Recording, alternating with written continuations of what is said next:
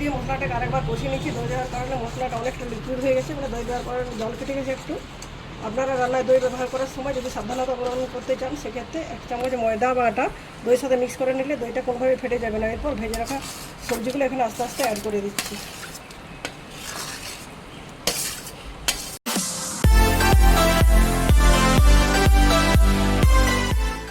নমস্কার বন্ধুরা, আমার চ্যানেলে আপনাদের সবাইকে স্বাগত জানাই। আজ শনিবার, আজ আমাদের বাড়িতে নিরামিষ রান্নাবান্না হয়। আজ জন্য আমি নিরামিষ সবজি রান্নার রেসিপি আপনাদের সাথে শেয়ার করছি। এটা দুপুরে ভাত দিয়েও খেতে পারেন, রাত্রে রুটির সাথেও খাওয়া যেতে পারে। বন্ধুরা, এই সবজি রান্না করার জন্য এখানে নিয়েছি ভেন্ডি, আলু, ঝিঙে, আর আছে এখানে ক্যাপসিকাম, একটা টমেটো কেটে নিয়েছি, আর নিয়েছি 4-5টা কাঁচা লঙ্কার মশলা হিসেবে ব্যবহার করবো। জিরে গুঁড়ো, ধনে গুঁড়ো, লঙ্কা গুঁড়ো আর হলুদ গুঁড়ো। গুঁড়ো মশলাটা এখানে জল দিয়ে ভিজিয়ে দিচ্ছি, যাতে খুব ভালো মতো মশলাটা ভিজে যায়। মশলা তাহলে খুব ভালো স্বাদ পাওয়া যায় রান্নায়। তো চলুন বন্ধুরা, রান্না শুরু করবো। সেই জন্য আগে থেকে কড়াইতে তেল বসিয়ে দিয়েছি। তেলটা গরম হয়ে গেছে, তো চলো এবার রান্নাটা শুরু করি। তেলটা আগে থেকে বসিয়েছিলাম, তেলটা গরম হয়ে গেছে। গরম তেলে দিয়ে দিচ্ছি কালো জিরে ফোড়ন। প্রথমে ভেন্ডিগুলো খুব ভালো মতো ভেজে নেবো। ভেন্ডিটা লাল লাল করে ভাজা হয়ে গেলে বাকি সবজিগুলো আস্তে আস্তে ভেজে নেবো।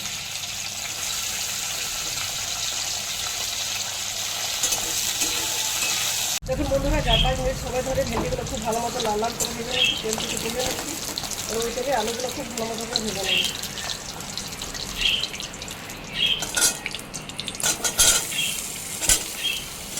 বন্ধুরা, আলুগুলো খুব ভালো মতো লাল লাল করে ভেজে নিচ্ছি। আলুগুলো তেল থেকে তুলে নিচ্ছি, বাকি সবজিগুলো আছে এইভাবে ভেজে নিয়ে ফিরে আসছি। বন্ধুরা, সমস্ত সবজিগুলো আমার খুব ভালো মতো করে ভাজা হয়ে গেছে। কড়াইতে আর একটু তেল দিয়ে দিচ্ছি রান্না করার জন্য। তেলের মধ্যে দিয়েছি 1 চামচ গোটা জিরের ফোড়ন।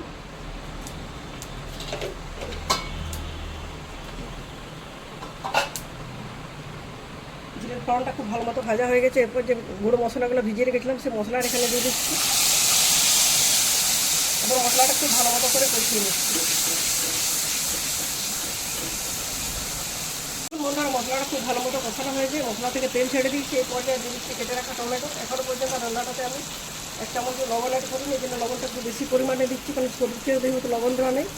লবণটা দেওয়ার কারণে টমেটোটা খুব তাড়াতাড়ি সিদ্ধ হয়ে যাবে। দেখুন বন্ধুরা, এখানে লবণ দেওয়ার কারণে খুব সহজে টমেটোটা মশলার সাথে খুব ভালো মতো কষানো হয়ে গেছে এবং সিদ্ধ হয়ে গেছে। রান্নাতে দিচ্ছি টমেটো দিচ্ছি। দই দেওয়ার আর প্রয়োজন ছিল না, যে কোনো নিরামিষ রান্নায় দই দিলে তো স্বাদটা 1000 গুণ বেড়ে যায়। এই জন্য ঘরে বসানো টক দইটা আমি এখানে অ্যাড করছি। আর দই দেওয়ার পর গ্যাসের ফ্লেমটা একদম লোতে দিয়ে দিচ্ছি, লো হিটে। দইটা কষে নিচ্ছি, যদি হাই হিটে করা হয় তাহলে দইটা ফেটে যেতে পারে।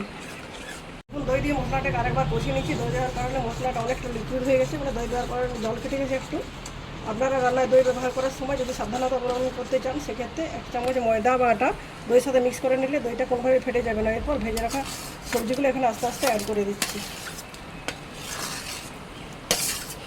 দেখুন বন্ধুগুলো, সবজিগুলো মশলায় দেওয়ার পর 3-4 মিনিট ধরে রান্না করে নিয়েছি। তার মধ্যে লবণটাও ঠিক মতো ঢুকে গেছে। আর যেহেতু সবজিগুলো ভাজার সময় খুব ভালো মতো করে ভেজেছিলাম, তখনই সিদ্ধ হয়ে গেছিলো।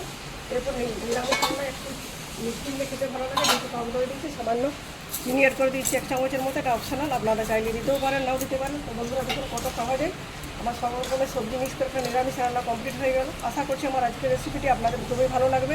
যদি রেসিপিটি ভালো লাগে, অবশ্যই লাইক, শেয়ার এবং চ্যানেলটি সাবস্ক্রাইব করে আমার পাশে থাকবেন। কেমন লাগলো অবশ্যই কমেন্টের মাধ্যমে জানাতে ভুলবেন না। আজকের মতো এ পর্যন্ত, পরের দিন দেখা হবে নতুন কোনো রেসিপির সাথে। ধন্যবাদ।